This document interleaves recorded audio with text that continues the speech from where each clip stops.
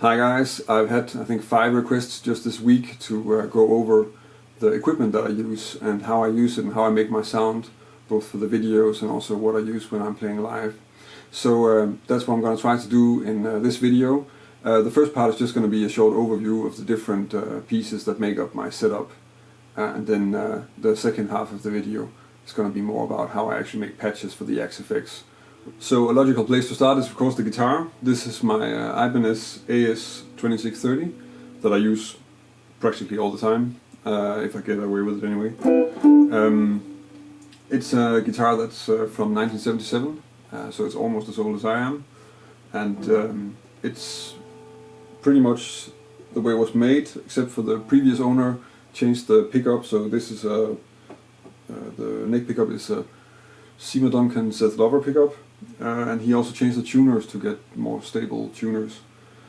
And yeah, for the rest, it's the way it is. It needs refretting soon probably, because I'm wearing down the frets quite fast.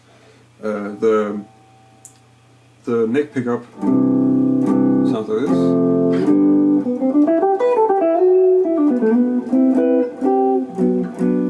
And the bridge pickup sounds like this.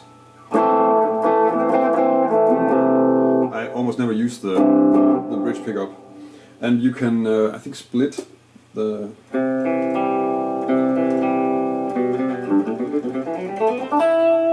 bridge pickup, but it's also not really a sound that it's so thin and a bit weak that it's not something I use really a lot. I could maybe set up some sounds to use it, but I don't. From the guitar, the signal goes to my AxeFX Ultra, Fractal Audio, which basically makes the sound. It's a modeling amp. And it can do really a lot. The way I use it is extremely simple, because I'm using it as a single channel amp, and I'm almost always using the Fender Twin model that I've messed around with a lot. And then just some pedals in front of it and delay and reverb. And that's the basic setup for 99% of what I do, both live and also when I'm making videos and recording. The thing that's great about it is that it sounds good, it's easy to work with. I can use the same setup to record with and play live. And my whole rig is like less than 40 kilos, which is what the Twin alone will be. I have an old Twin also, and that's 42 kilos I think. And my whole setup with guitar and MIDI controller and cables and everything is less than 40 kilos. So that's really efficient. And of course it's the same sound if I record it. That's also a huge plus. And when I record it, I'm just plugging the one of the outputs into my line-in on the PC. That's how I record my guitars. And then from the AxeFX, I'm sending the signal to this QSC K10 powered monitor. It's a 10-inch speaker. Again, it's a 1000 watt speaker, so it's really loud. And at the same time, it's only 14 kilos, and it sounds really good for what it does. I have 2 of these, and I mostly only use one live, but I do have 2, so I can play in stereo, but also just so that I can have several speakers on stage. That depends on what we're playing, what's useful. So when I'm playing live, I need to of course control the AxeFX, and I do that with this Behringer FCB1010 MIDI controller, which for the biggest part it's extremely cheap.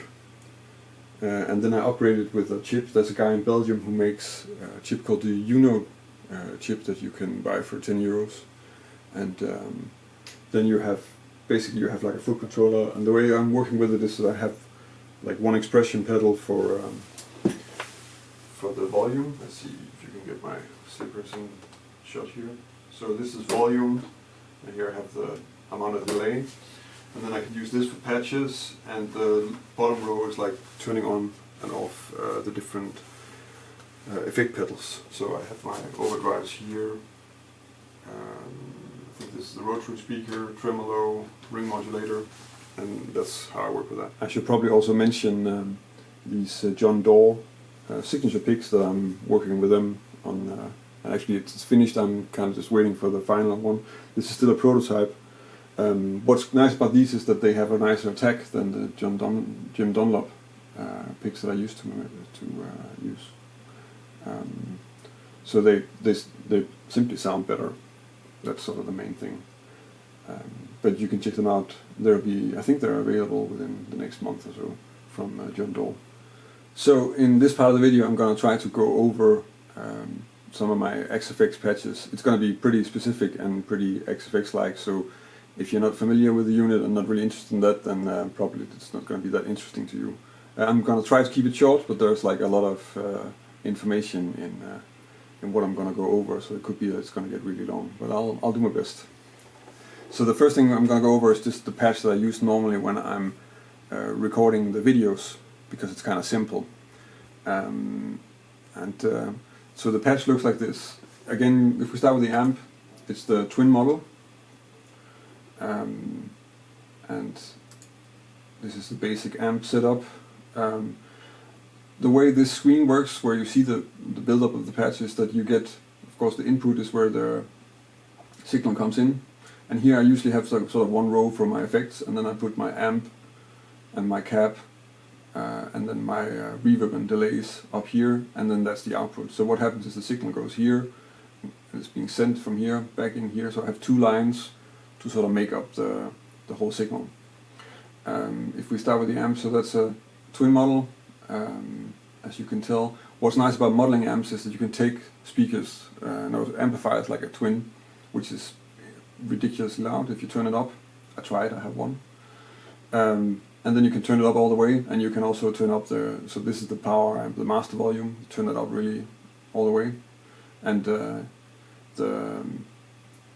input gain, you also turn that up all the way. And that means that the amp is really working, or the model of the amp is really working as if it's being pushed, which is where they often sound really good. But again, a twin would be way too loud for any kind of gig I would do to do that.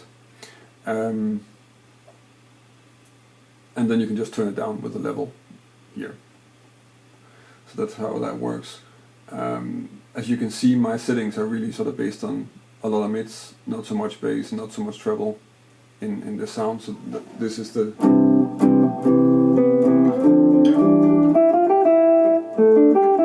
And of course a lot of this is coming from the amp, and then I'm using this speaker cabinet or impulse response as a simulation of the speaker that is going through. This is a J. Mitchell impulse response. He's made 3 or 4 in the AxeFX, and he's also posted some on the Fractal forum.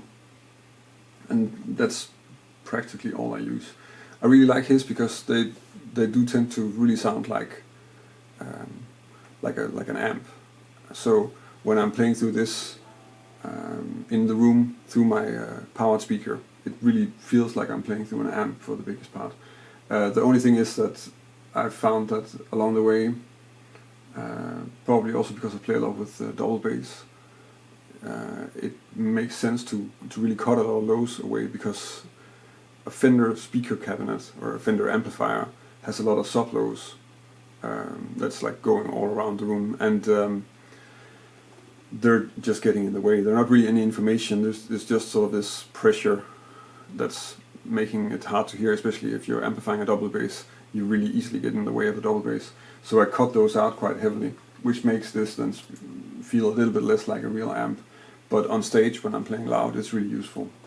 And anyway, if you're mic'd up on a stage, then the sound engineer will probably take a lot of that away from a clean sound. So that you see here, like in the amp, I've cut away all the bass here and quite heavily here also.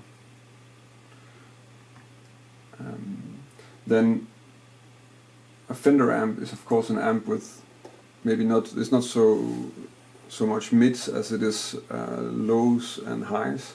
It's kind of the opposite of a Marshall amp, which is mostly mid. And that means that since a guitar tone is actually mostly mids, you need to boost the mids to get a good sound. In my experience anyway, for a guitar like this that works a lot better, I think. And that's what I'm doing with this overdrive. So that's the only effect I really have in front of the amp. I also have an equalizer, which I think I made. This is an old patch from 2014. I think I made this to actually compensate for the attack of my pick at the time, but I'm not sure. It's there. And the drive, the basic function of the drive is just to add some mids to give the some more body to the tone. So if I take it off, it sounds like this. And if I boost it here, it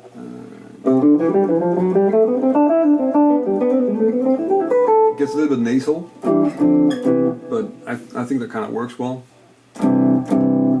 And as you can see in the in this overdrive pedal, I'm pretty much just adding a bit, it's compressing a bit, and then I'm boosting the signal a little bit just to make the amp work a bit harder, and then adding some mids. That's what that does. In the delay, so that's after the amp, as you can see here, it's just a sort of subtle delay. And to keep the delay from getting in the way of what you're playing, I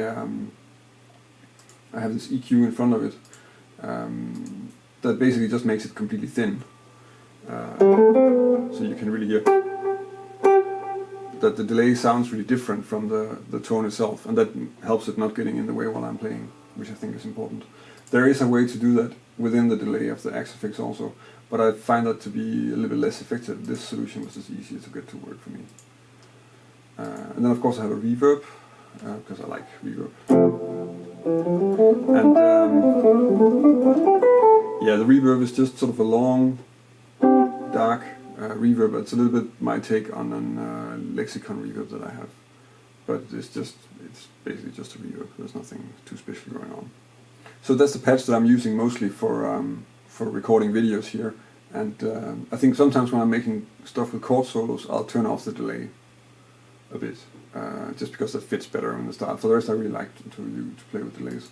My live patch, the one that I'm using most of the time right now, is this one.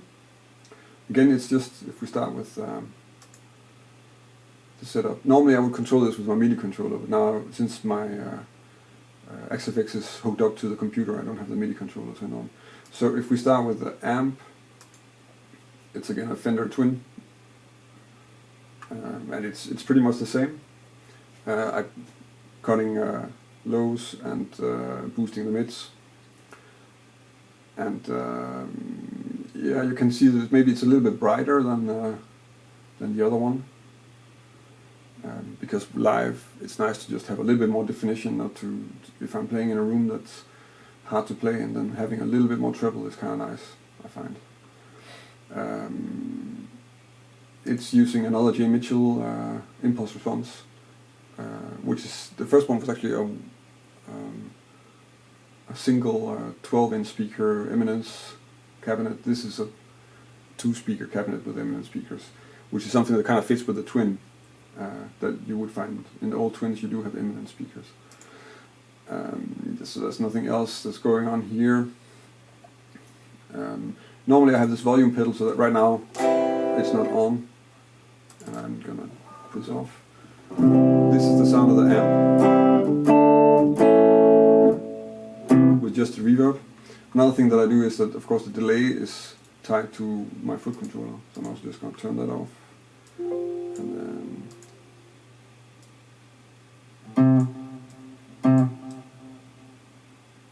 something like this. So this is basically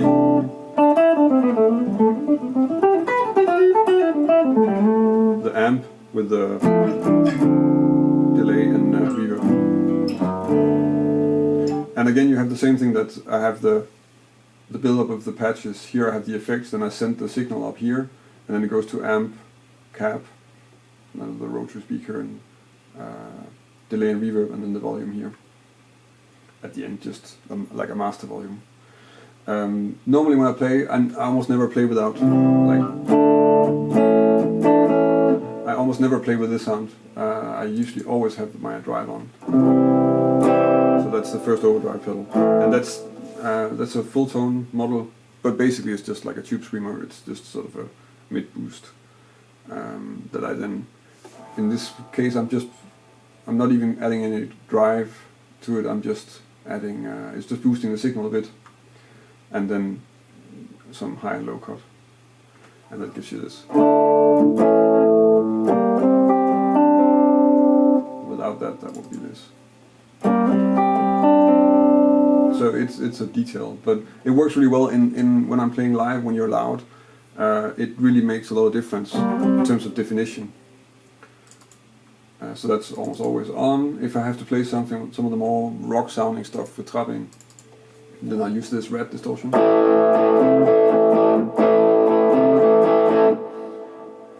And usually I don't have the delay on when I do that. And from there we have the tremolo. I use that once in a while, also with trapping, but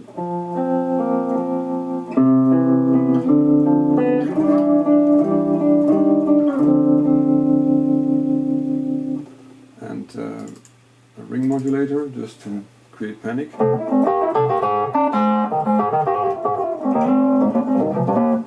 Which I almost never use. Then I have this delay that's set up as a looper pedal down here, and I have that set up so that I can actually bang down and use that on the foot controller. But I forgot how it works because I didn't use it for a year. But it's just because these are just sort of generations of my patches, it's still there. And I have enough CPU. I'm not maxing out the CPU on my AxeFX. And then it goes up to the amp, the cap, which is covered. And then this is a rotary speaker, so a Leslie simulator, which I do occasionally use, but also not that much. So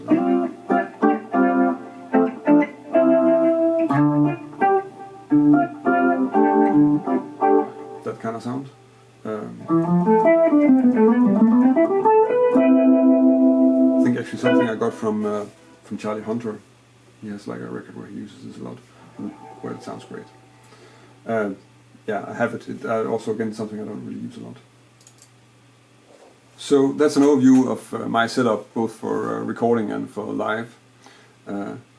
If you made it all the way to the end, then congratulations. I hope you found some information that you found useful and that didn't waste your time completely. If you have any questions about this, then you should just leave a comment on the video. Then hopefully I can answer it. Some stuff I know, and some stuff I just do. So and listen and try to figure out later what's going on.